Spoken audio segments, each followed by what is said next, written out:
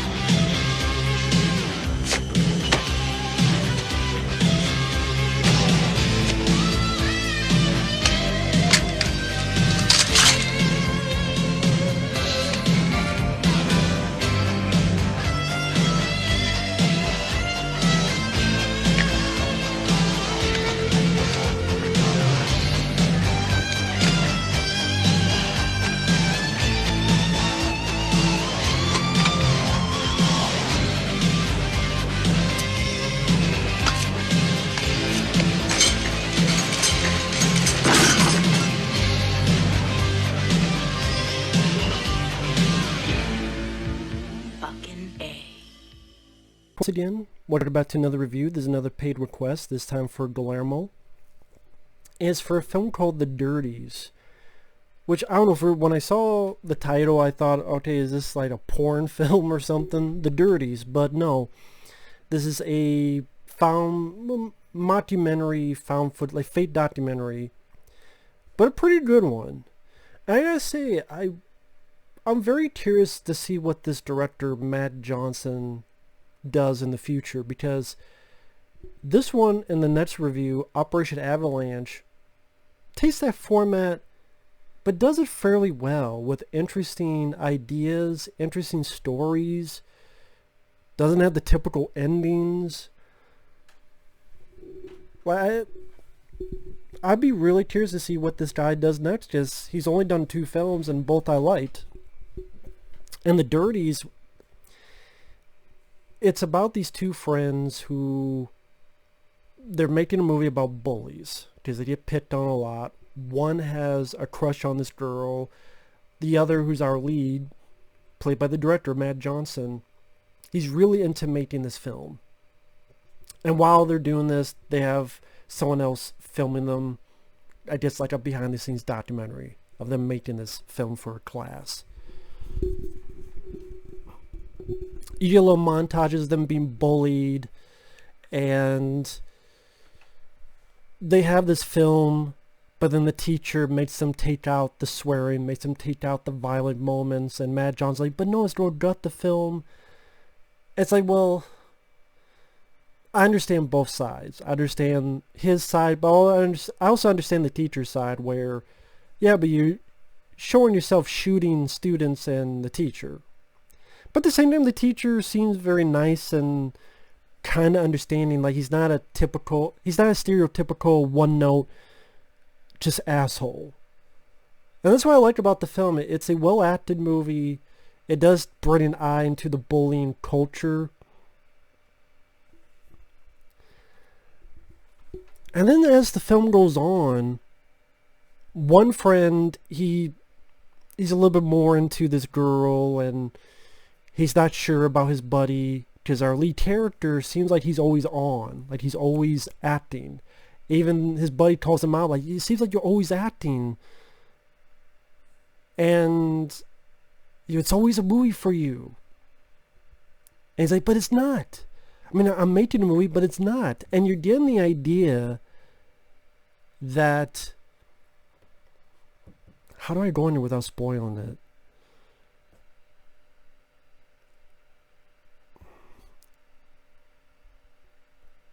It's like he's not being able to differentiate between a movie and real life.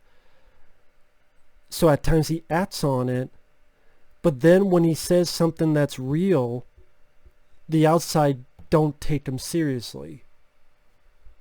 So he'll be saying these things, and because he's always acting, Like there's a scene where he's reading a book. It's like, wow, this describes me. Be based on this book, I could be a psychopath. I mean, what do you think about that?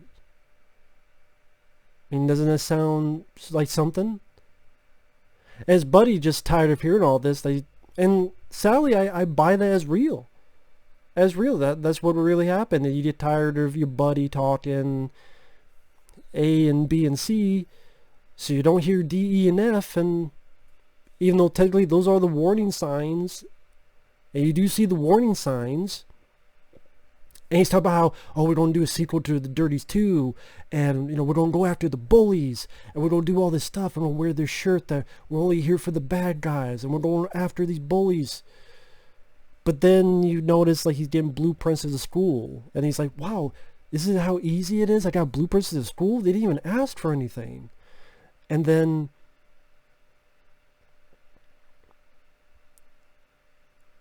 like, we the viewer get the idea that something bad is going to happen. It's like, ooh, shit.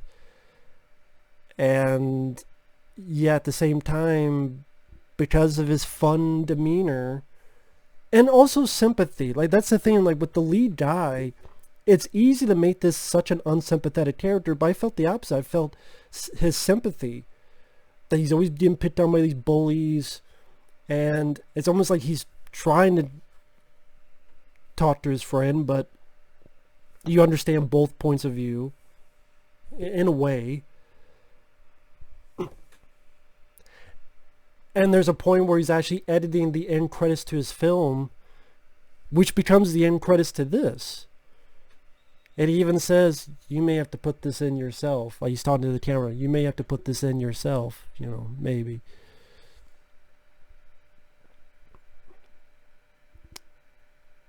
Great, I thought the only disappointment I have, I thought the ending would be bigger, which I'll get in that when I go more into spoilers.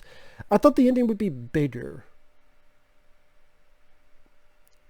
because of all the build-up, but maybe because, the ending was interesting. It wasn't typical with these kind of found footage mockumentary type of movies.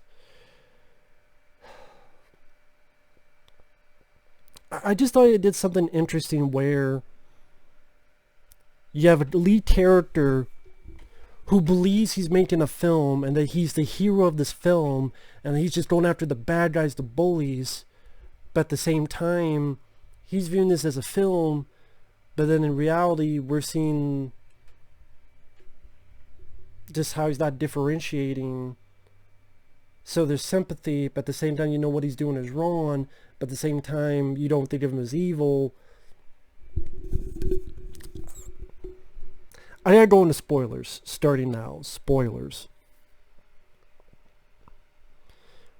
Like throughout the film he would talk about, like to his buddy, who was the guy who threw the rock at you? Like what was his name?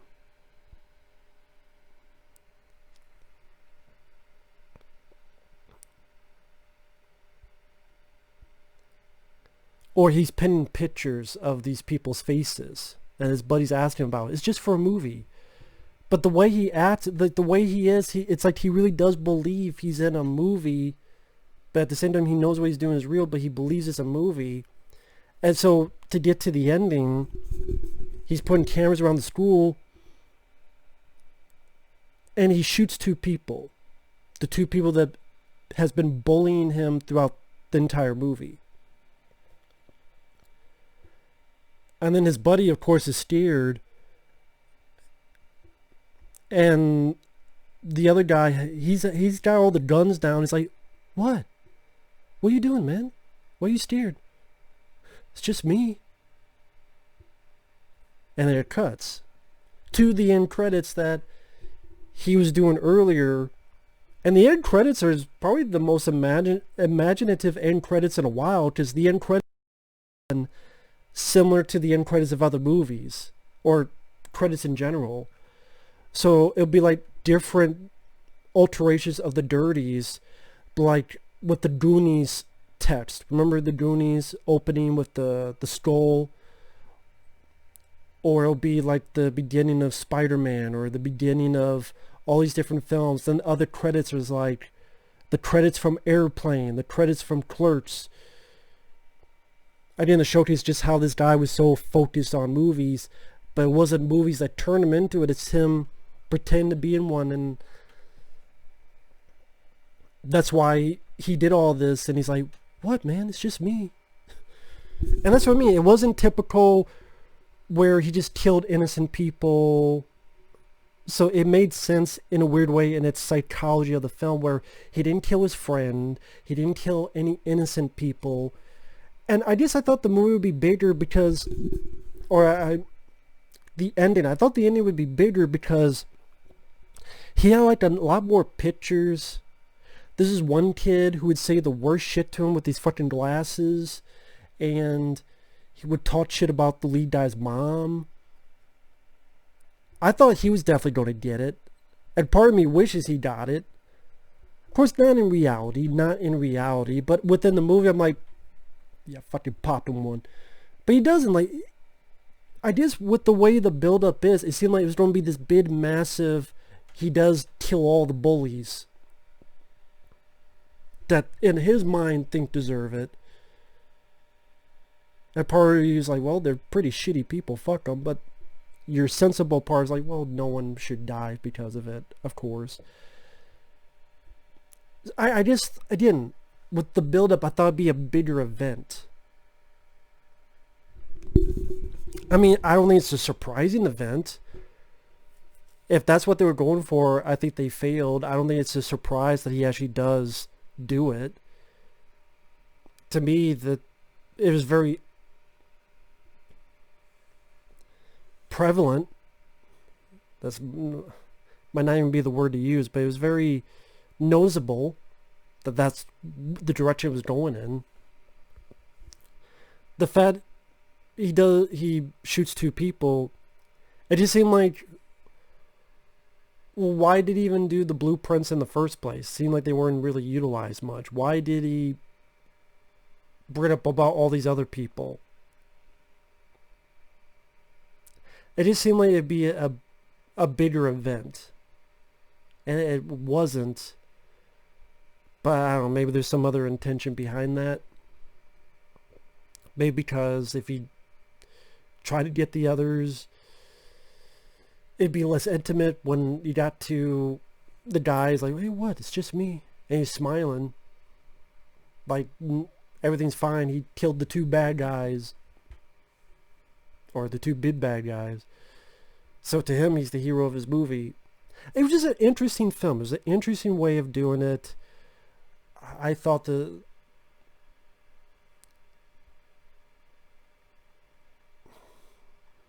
I keep using the word interesting. It was an interesting way to look at the bullying culture, and other than the end, thinking the ending was going to be a much bigger event, I was pleasantly surprised with the film. Pleasantly surprised. I thought it was for free on Tubi TV. Again, an interesting flick. I thought, I liked the two leads. I grew sympathy for the characters. And it was more of this tragic thing where this guy was, I could almost see like he was wanting help in a way, but no one would believe him, and no one would take him seriously. So he did what he thought he had to do, be the hero of his movie. And I just thought it was fairly well written. Apparently, Kevin Smith's name's on as producer, as in he saw the film, he liked it, he got out there for publicity, but he didn't really have anything to do with it other than he liked the film. I'm like, yeah, it's better than anything Kevin Smith has done in a long time. Better than Tusk, better than fucking Red State. And that's really like, this director is interesting. And then he did another film which I'll talk about next. Yeah, it's a nice sort of study on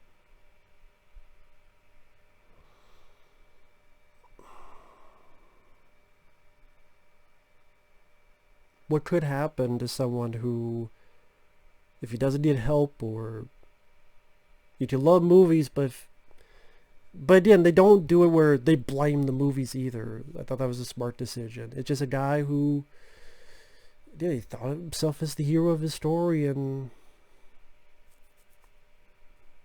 they did a nice edge where they didn't make him unsympathetic. They fit into his psychology. They didn't divert for shock value, where all of a sudden he's killing animals. Just some movies would do that. Oh, he's going to kill an animal. He kills an innocent person. It's like, what?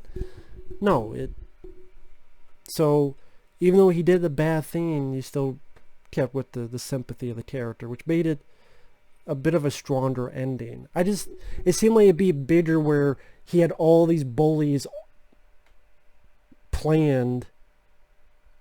So I kind of wondered, why did he deviate from his plan of his movie? I just because he did see his friend and he wanted to talk to him, he's like, the last moment. Which I will admit, for a second, I'm like, is he going to shoot his friend? But he doesn't. He's like, what? What are you doing, man? Why are you scared? It's just me. It's like a guy, he still doesn't get it. But it felt more tragic. More tragic. That way. That's what I mean. In a typical, their view of tragic would be, oh, he shoots his friend and that's a tragedy. No, this was a more interesting way of dealing with that tragedy. No, he doesn't kill his friend. It's the tragedy is this guy still doesn't get it. He just killed 2 bullies. He's fucked up his own life. He still doesn't get it because he's talked to his friend going, what, it's just me. And that to me is a smarter way of, and more interesting way of doing that, story-wise. But with that said, thanks for watching. Take care. I recommend the film. I think pretty damn good. See you guys later. Bye-bye.